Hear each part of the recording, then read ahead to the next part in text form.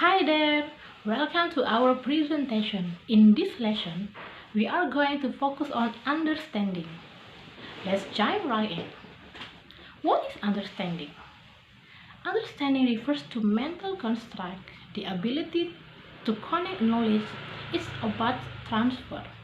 Finally, we can conclude that understanding is the ability to apply what we know and use it to develop a deeper meaning and inference drawn from facts. Let's keep going to the importance of understanding. Why is understanding important? The first reason is understanding seems a central good that we try to realize when we think about the world. For example, marriage.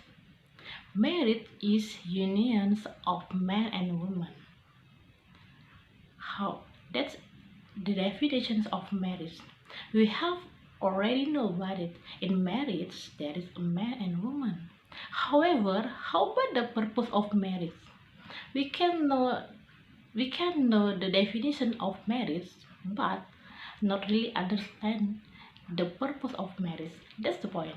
And the second one is understanding is good goals of the science. So when we decide to learn, when we wish to learn, we continue our study. What for? To have an understanding. And the last one is understanding derive the development within epistemology. After we know about something, we comprehend, we understand it. After we understand about something, we can develop that we have understood. We make it into something different, something new and useful. Next, go to the type of understanding. There are three types of understanding. The first one is objectual understanding. When we speak of understanding without qualifications, we refer to objectual understanding. For example, I understand you. And the second one is propositional understanding. It means that the understanding of expressions an individual propositional. For example, I understand that I have to be on time. And the last one is interrogative understanding. It seeks deeper sides, the understanding of a question, a puzzle, or explanation. For example, I understand what you mean. I understand somebody feel. I understand what you feel. The explanation of understanding has sufficient conditions for someone to comprehend something. Understanding is a cognitive achievement that can be attributed to an agent. Understanding has three elements for an agent to accept. Those are belief, truth, and justification. For the first is belief.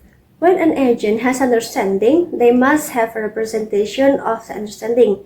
The representation itself must be accepted by the agent and must reflect relevant facts.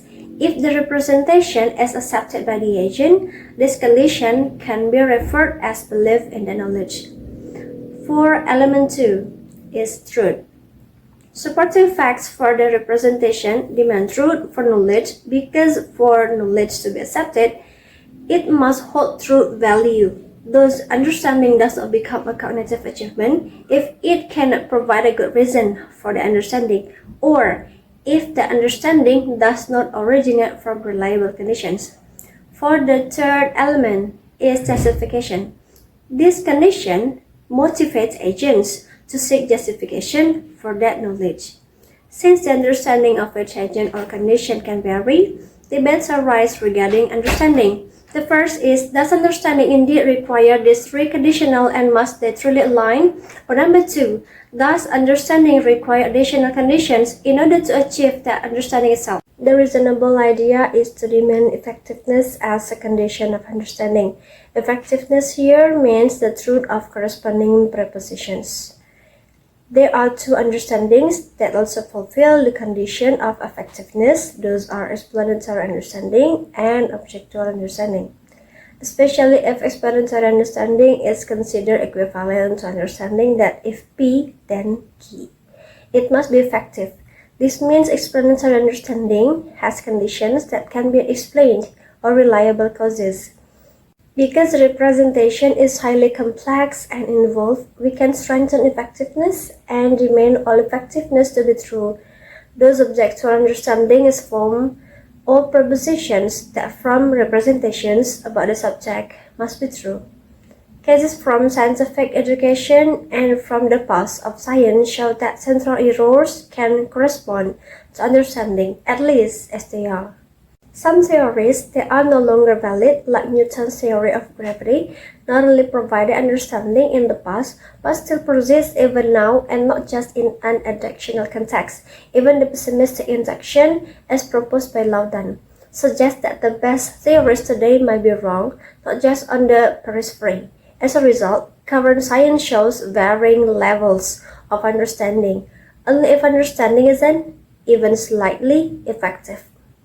There are three strategies to salvage effectiveness. First, argue that examples that seem to counter effectiveness don't actually actualize genuine understanding.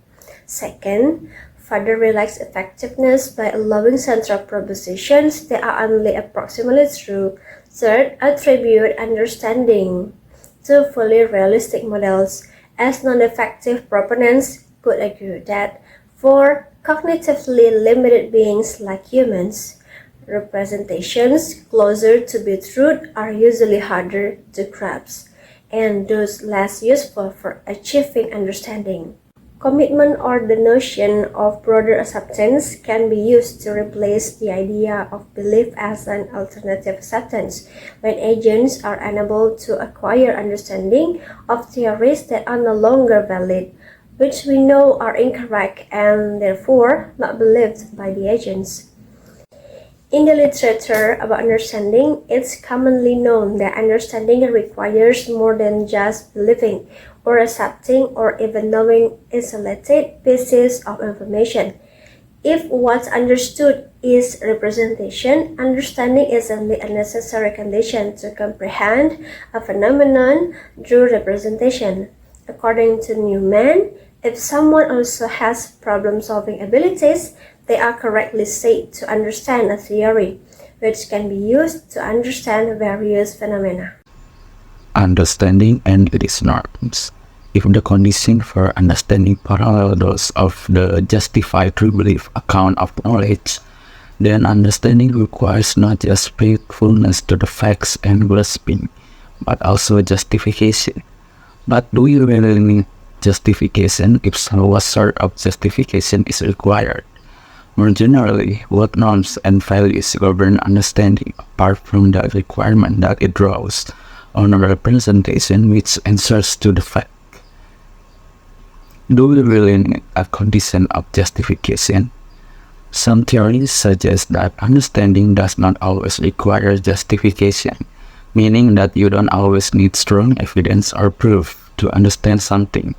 For example, even if someone tells you that Napoleon was not a great general, but you still believe he was, based on your own reasons, you can still understand why you think he was great even if your belief lacks strong evidence. Must justification be truth conducive? In the given text, several authors argue that understanding is a type of knowledge, which implies that understanding requires justification similar to knowledge. The widely accepted view is that justification should be truth conducive, meaning it helps in acquiring true beliefs and avoiding false ones. However, some epistemologists suggest that justification for understanding may also involve values beyond truth. Additionally, if understanding is not considered a species of knowledge, there are different positions regarding the requirements of justification. Some argue that understanding should be assessed for accuracy, explanatory power, and coherence, and trade-offs between those factors may be necessary.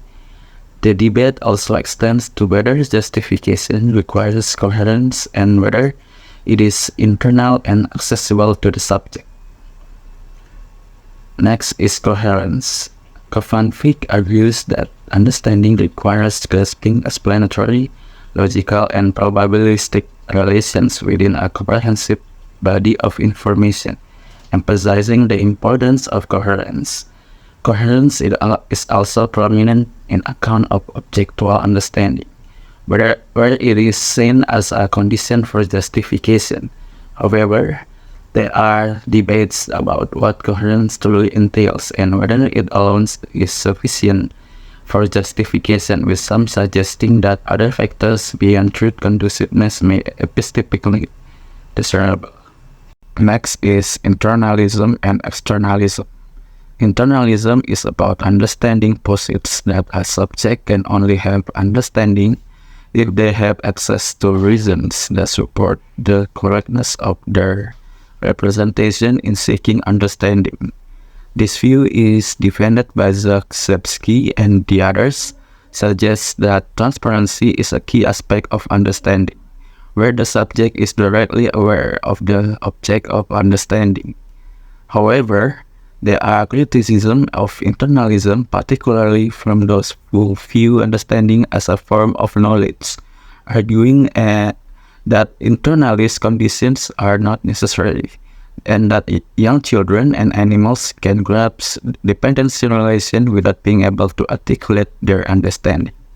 But Greco suggests a different approach to explain internalist intuitions by proposing that subjective justification is necessary for knowledge.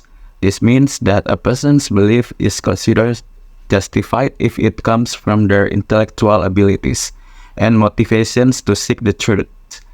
Van Vick later added the idea of reliability, which means that intellectually virtuous beliefs are also required for justification. And next is epistemic luck. Externalism about knowledge has been influenced by attempts to address Gettier cases, where individuals have true beliefs based on reasons but lack knowledge due to mere luck. The question arises whether understanding is compatible with different types of epistemic luck. Van Vick argues that understanding can coexist with experimental luck, where individuals acquire true beliefs in an epistemically unfavorable environment, but not with intervening luck, where true beliefs result from lucky intervention between facts and cognitive abilities. Sufficient conditions. As we have seen, philosophers are discussing the nature of understanding and its relationship to facts, beliefs, and justification. While there is agreement that some external conditions are necessary to explain understanding, there is disagreement about whether the belief or commitment and justification are also required. Additionally, there is a possibility that understanding may involve additional abilities such as assessing the limits of applicability or accommodating changes, but it is unclear if these abilities are essential or simply enhance understanding. Well, the next material is about the constraint on account of understanding. So, there are three questions which indirectly related to justified true belief knowledge, or we call it epistemology. The first question is, can understanding be explicated in terms of knowledge? Some people believe that understanding transcends ordinary propositional knowledge, like a fact that we obtain is without a reason why it matters and which it belongs. It is more controversial whether the knowledge is necessary or for understanding. At first, many epistemologists held the understanding doesn't imply knowledge, and then the view that understanding is in a form of knowledge is the most dominant view. At the end, this dispute itself is still undecided. Expert claims understanding doesn't resolve into knowledge. Finally, Understanding can imply knowledge, even if it is not effective or doesn't require belief in the explanation which provides understanding. This is shown by Khalifa's explanatory knowledge, which provide explanation why A as knowledge is A, and then B is the best available reason for A. Even the subject can have this knowledge, even B is not an actual explanation for A, and then the subject doesn't believe B. The second question is, can some types of understanding be explicated in terms of others? So there are differences between propositional, interrogative, and objectual understanding. Can we separate them, and can they explicate it in terms of others? So far, only Khalifa has offered a suggestion of how to reduce objectual to explanatory understanding. Khalifa thinks that logical, probabilistic, and similarity relationship provides understanding in as much as they can contribute to explanation. As a consequence, such a relationship cannot mark off from explanatory understanding. And then if the structural relationship that are supposed to distinguish objectual from explanatory understanding don't contribute, they belong to a different topic. The last question is how to deal with the fact that understanding comes in decrease. So, understanding comes in decrease, and they can be very breadth and depth. There are three strategies to address decrease on understanding. The first, an account of minimal understanding. It means the understanding may be deeper and broadened. The second is pursuit. And the last is maximal understanding. It means we have a fully comprehensive and well-connected knowledge of the phenomenon under consideration. That's all for our explanation, and it can be close our presentation. Thank you for your watching, and good morning.